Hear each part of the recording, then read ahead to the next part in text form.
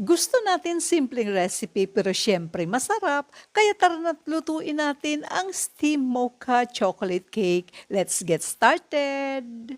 Sa recipe na ito, isift natin ng 2 cups na cake flour, 2 teaspoon baking powder, 1/4 teaspoon salt, 3/4 cup light brown sugar. Ilagay na ang kalahating cup na milk, kalahating cup na tubig, i-mix natin until smooth. And pwede nang ilagay ang 1 tablespoon choco brown food color and 1 tablespoon mocha flavor. I-mix natin hanggang magpantay na ang color, kagaya nito, and i-set aside muna natin. Sa meringue naman, mag-beat lang tayo ng 6 egg whites, 1 teaspoon lemon juice, and kapag frothy na, gradually add ang light brown sugar and i-beat until peaks foam. Yung ganito na. Lagyan ng any kind of chocolate ang butter and i-mix natin, pero it is optional kung gusto mong lagyan. Pwede nang ilagay ang kalahati ng meringue sa butter, mix and fold gently lang natin. Then i-add ulit ang remaining meringue, mix and fold gently again hanggang magpantay ang kulay. I-transfer na sa 8 inches removable bottom pan, run few times ng skewer to remove the bubbles, and ilagay sa steamer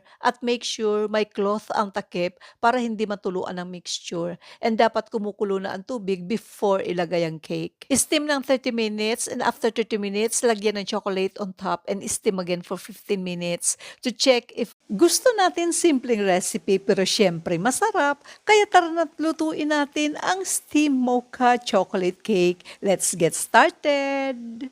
Sa recipe na ito, isift natin ng 2 cups na cake flour, 2 teaspoon baking powder, 1/4 teaspoon salt, 3/4 cup light brown sugar. Ilagay na ang kalahating cup na milk, kalahating cup na tubig, i-mix natin until smooth. And pwede nang ilagay ang 1 tablespoon choco brown food color and 1 tablespoon mocha flavor. I-mix natin hanggang magpantay na ang color, kagaya nito, and i-set aside muna natin. Sa meringue naman, mag-beat lang tayo ng 6 egg whites, 1 teaspoon lemon juice, and kapag frothy na, gradually add ang light brown sugar and i-beat until peaks foam. Yung ganito na. Lagyan ng any kind of chocolate ang butter and i-mix natin, pero it is optional kung gusto mong lagyan. Pwede nang ilagay ang kalahati ng meringue sa butter, mix and fold gently lang natin. Then i-add ulit ang remaining meringue, mix and fold gently again hanggang magpantay ang kulay. I-transfer na sa 8 inches removable bottom pan, run few times ng skewer to remove the bubbles, and ilagay sa steamer